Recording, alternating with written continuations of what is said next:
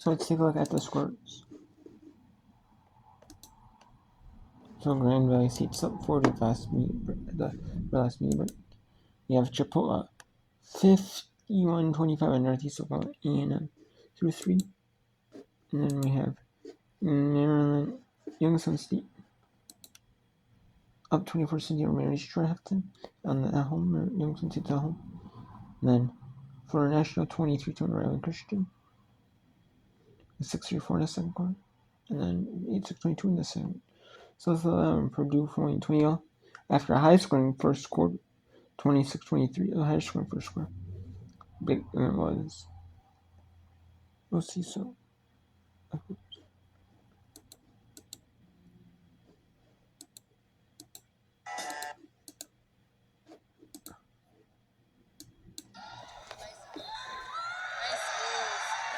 one, Alana Nelson. She's a bucket.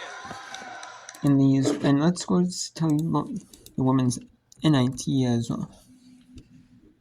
The second round. Who's going to play who? So, the winner of Youngstown State Eastern is playing Marshall. Youngstown State's win that one. They'll play at Marshall in Huntington, West Virginia. So far, it's Youngstown State. The win. And then we have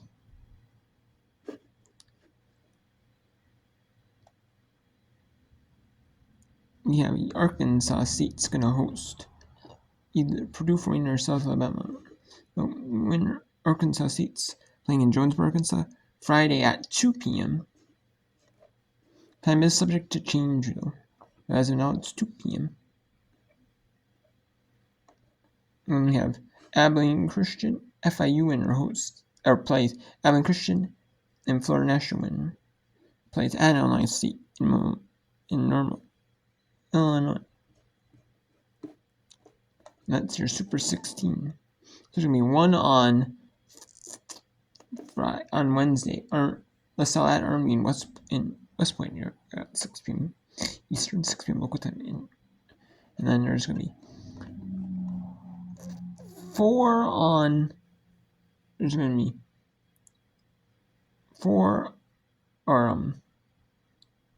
three so far.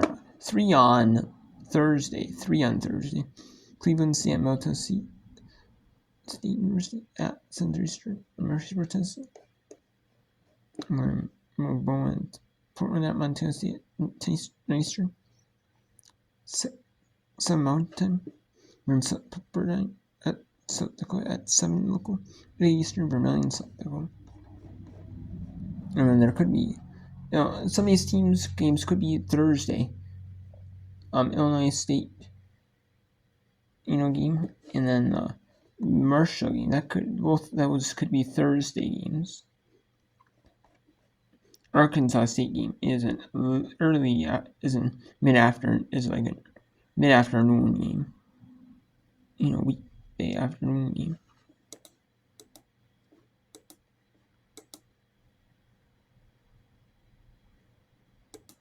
That is competitive in a number of different sports across the NCAA level, and again, Region 8 that is one of the tops across men's basketball, women's basketball. It's produced so much talent and has moved on to the 4-year or professional level. Chipola, one of the top teams from Florida in this field.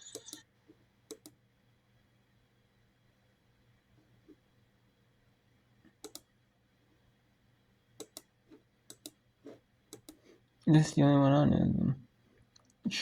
Number 19 seed, Northeast Oklahoma, Chipola. And we're counting down the time. 15 and a half minutes to Marian University Knights and Dora, Iowa Knights. Let's talk about the Knights.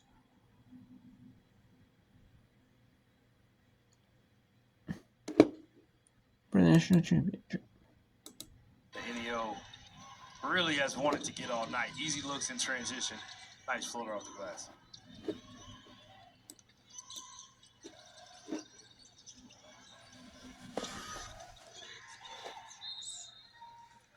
Got a lot of hand on that ball, did Tania Howard. working against the 6'4" Taco C. Was the last to touch it, so Chipola has the inbound, only 8 on the shot clock. Red Wine, she'll drive, kick out, and a whistle before the final shot because the shot clock was not rolling. Ended up resulting in a clean look for Chipola. They had that 3 at the top of the arc. And now the teams are going to have to go back to their benches so they can make sure they got the proper time on this shot clock.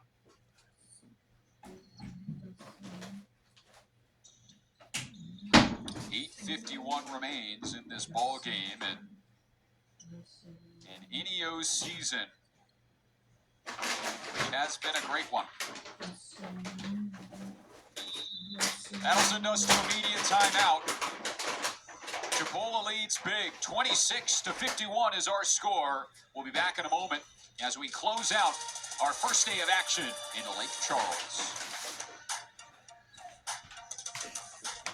Did you know about 1 in 3 people with plaque? I guess there's only one guy right now. This power is live game. So let's take it to it. Game taking place in the WNIT tonight. Here at FIU and Abilene Christian.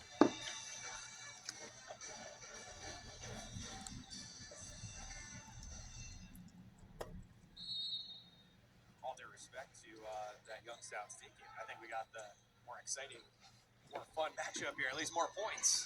I would agree. That's a low-scoring half of the game. Dodge, the top-scoring team out of the Horizon League, averaging more than 70 a game. Here coming out of the timeout. Yes, for Daniela Gonzalez. Your top three-point shooter by percentage at third. This is what how much we matches other than the first quarter. Chavez's three-point shooting in the early going here has been a huge piece of this ACU game. They started going inside, made a couple of layups down, a couple of possessions early. Then they forced the defense to go down into that paint. Now they're expanding it, really getting into the style of ball that they want to play. And credit to head coach Julie Goodenough. That's a, don't freak out because it's not going early kind of play. You tell your team, hey, it's going to fall. We got to run the system. That's exactly what they're doing here. Now in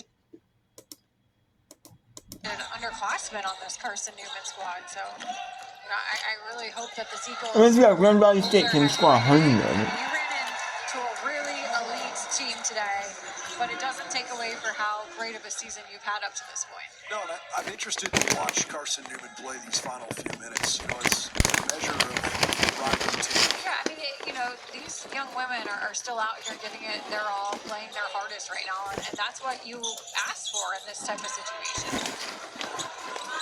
Still got one more game to come here tonight. UAH and Cal Poly Pomona. South Region and West Region champions. It should tip off in a little less than an hour from now. Free ball from Sullivan clanks away. She's only got 5 points in this game.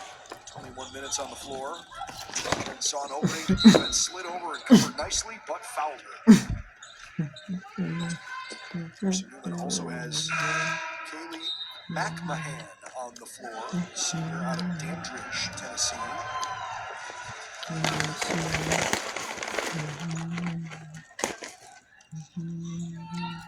So Jennifer Sullivan to the free throw line, and again, worth pointing out, this is one of the greatest players, most accoladed players for sure in Carson Newman history. Ja, Alabama Huntsman.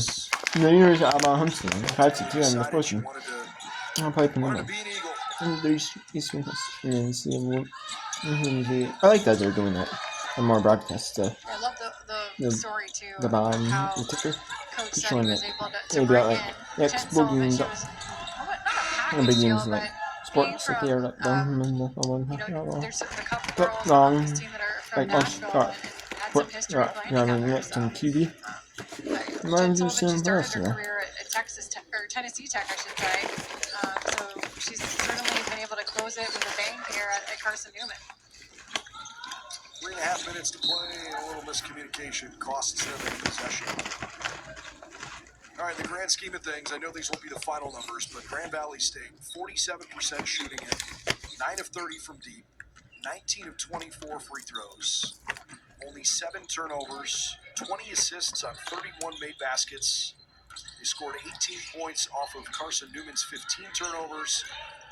GPSU is plus 20 on the glass, plus 18 second chance points. Their bench has scored 38 points. So another offensive board. 44 points in the paint. I mean, this is the kind of game you look at and go, all right, that was fun. Unless you're the opponent, but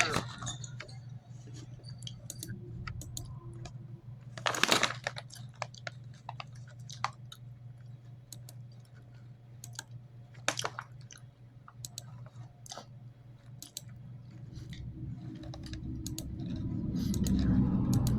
California Baptist, the automatic bid to the NCAA tournament, the WAC champions. ACU, Southern Utah, Utah Valley, all invitations to the WNIT. ACU still the only team remaining out of the WAC still alive. Stone with 5 on the clock. Entry pass to Troxel. Collects. Too strong. Gets her own. Fouled on the second. Free throws for the junior. And really tough battle down there from Emma Troxel. That's exactly what the Wildcats know they're going to get from her. She's going to go down low. She's going to get some contact. She's going to draw some and then just continue to fight for it. I mean, you take a look at the replay there. Just a physical battle down low with James. So Troxel at the line. 83% free throw shooter, Emma Troxel. Emma's point production has gone down this year, her junior year. Still at 9 points a game, but has really taken over the 5 spot, the center spot, needed defensively so much. That's really become her role for the Wildcats over the last few months. And you mentioned, Meredith Mays goes down. She was shooting something like 65% from the field at that point. A tough blow, which forced kind of a utility for an Emma Troxel to go play that 5 consistently, which then means she has to become more of a team player than a scorer. Rima Collins back in, a 3.5-minute breather with the 2 fouls.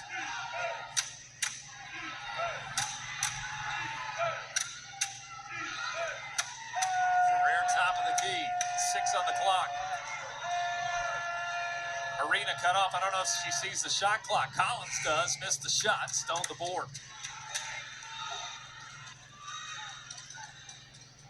Stone in. Kick to Woodson. We'll see if the Wildcats challenge Collins. Like you talked about, trying to get that 3rd foul before halftime. Now a reach in out on the open floor. GI with a reach in. And Wildcats going with their double guard set. This is something that they started about halfway through Western Athletic Conference playing with Jasmine Stone and Bree Davis. It gives them a lot of opportunity to shift the screens up top, really try some different offensive schemes. And you saw it there. They just, the Panthers look a little bit confused because Bree Davis tried to run the system, didn't work. So they go to Jasmine Stone, able to get the foul drop.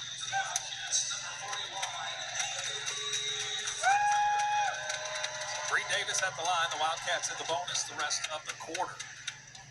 Davis, a 73% free throw shooter. The lone senior on this roster for Julie Goodenough.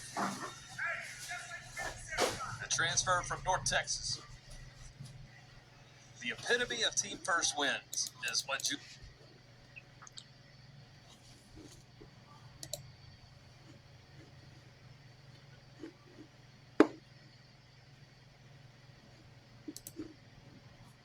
So we have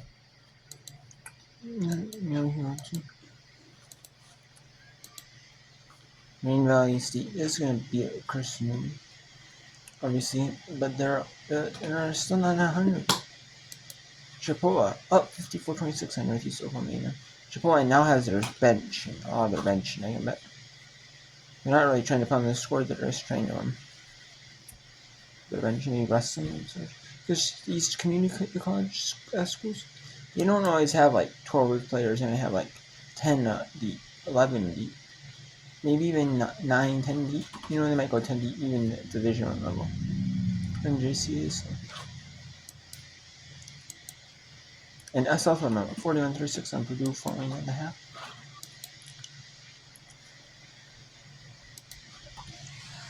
Here comes Ashanti Lynch. Almost had